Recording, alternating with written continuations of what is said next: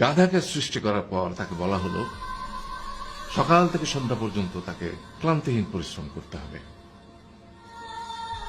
সারা জীবন তাকে পিঠে ভারী বোঝা বইতে হবে, খেতে পাবে শুধু ঘাস, আর তার মাথায় কোনো বুদ্ধি থাকবে না।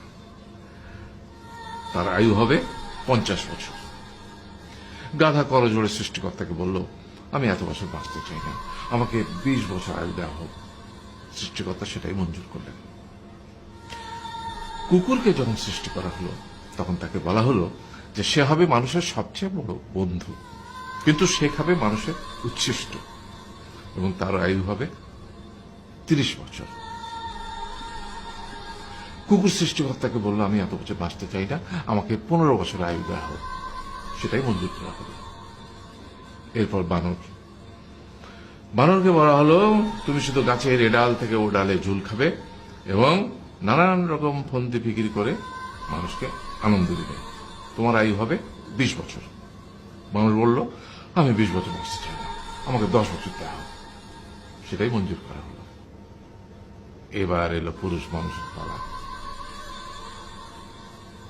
তাকে বলা হলো যে তুমি হলে প্রাণীকুলের মধ্যে সবচেয়ে বিচক্ষণ এবং বুদ্ধিমান, সেই জন্য তোমাকে প্রাণীদের শিরোমণি করা হলো এবং তোমার আয়ু হবে 20 বছর। তখন পুরুষ মানুষ বলল, করজোড়ে বলল সৃষ্টিকর্তাকে যে 20 বছর আয়ু অত্যন্ত কম, হে প্রভু, আমাকে ওই গাধার সে যে 30 বছর আয়ু চায়নি সেটা আমাকে দেয়া হোক, ওই যে কুকুর 15 বছর ফিরিয়ে দিয়েছিল সেটাও আমাকে দেয়া হোক, আর যে বানর 10 বছর নেয়নি সেটাও আমাকে দেয়া হোক। 20 বছর অত্যন্ত কম, আমি দীর্ঘদিন বাঁচতে চাই। সৃষ্টিকর্তা সেটাও মঞ্জুর করলেন। তারপর কি হলো? সেই থেকে ছেলেরা পুরুষ মানুষ হিসেবে বাঁচে 20 বছর, তারপরের 30 বছর সংসারের বোঝা পিঠে করে বয়ে বেড়ায়, সেটা কার মতো? গাধার মতো। তারপরের 15 বছর সে তার ছেলে মেয়েরা যা দেয় সেই রকম ঠিক কুকুরের মতো উচ্ছিষ্ট খেয়ে বাঁচে।